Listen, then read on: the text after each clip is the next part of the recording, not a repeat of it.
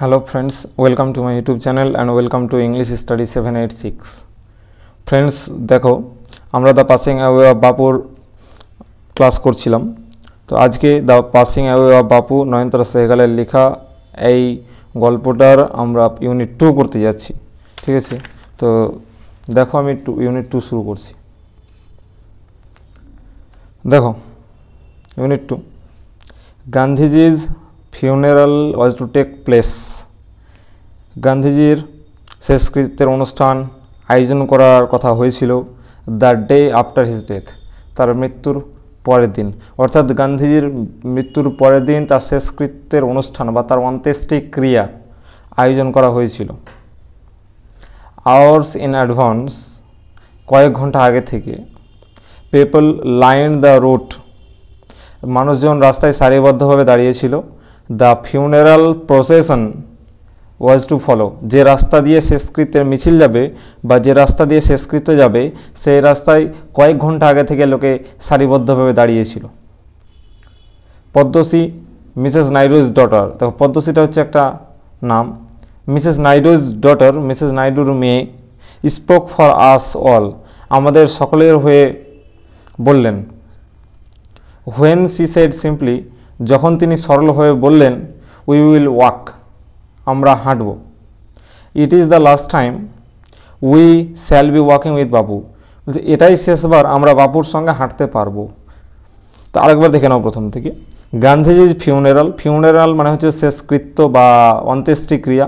তো গান্ধীজির অন্ত্যেষ্টিক্রিয়া ওয়াজ to take place, করার কথা হয়েছিল the day after his death, তার মৃত্যুর পরের দিন, অর্থাৎ গান্ধীজি যেদিন মৃত্যুবরণ করেছিলেন তার পরের দিন তার শেষকৃত্যের অনুষ্ঠান আয়োজনের কথা হয়েছিল, বা তার গান্ধীজির মৃত্যুর পরের দিন তার অন্ত্যেষ্টিক্রিয়া সমাপ্ত করার কথা হয়েছিল। আওয়ার্স ইন অ্যাডভান্স, কয়েক ঘন্টা আগে থেকে। পিপল লাইন দ্য রুট, মানুষজন রাস্তায় সারিবদ্ধভাবে দাঁড়িয়েছিল। The funeral procession was to follow, যে রাস্তা দিয়ে শেষকৃত্যের মিছিল যাবে সেই রাস্তার ধারে। Padmashri Mrs Naidu's daughter, Padmashri Mrs নাইডুর মেয়ে। স্পোক ফর আস, আমাদের সকলের হয়ে বলে দিলেন। হোয়েন আস অল, আমাদের সকলের হয়ে বলে দিলেন। হোয়েন সি সেড সিম্পলি, যখন তিনি সরলভাবে বললেন, উই উইল ওয়াক, আমরা হাঁটব। It is the last time we shall be walking with Bapu, এটাই শেষবার আমরা বাপুর সঙ্গে হাঁটতে পারবো। তো দেখো পরের পেজে দেখো, পরের পারা আমরা শুরু করছি। It was an agonizing walk, এটা ছিল এক মানবিক যন্ত্রণাদায়ক হাঁটা।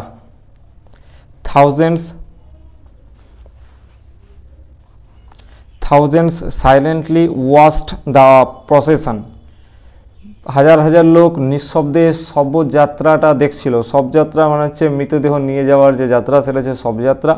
তো thousands silently watched the procession, হাজার হাজার লোক নিঃশব্দে শবযাত্রা দেখছিল।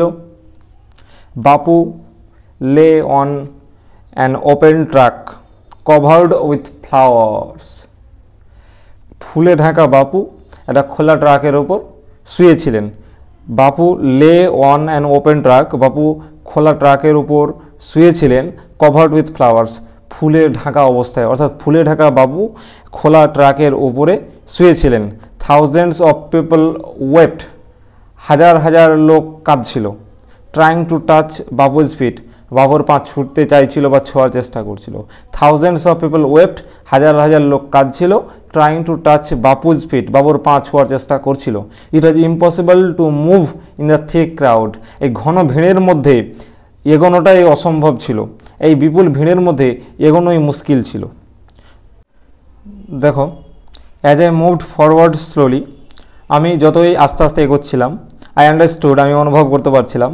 I was not merely in the midst of grieving people, যে আমি শুধুমাত্র শোকগ্রস্ত লোকজনের মাঝখানে নেই। This was even more than the funeral procession of India's beloved leader,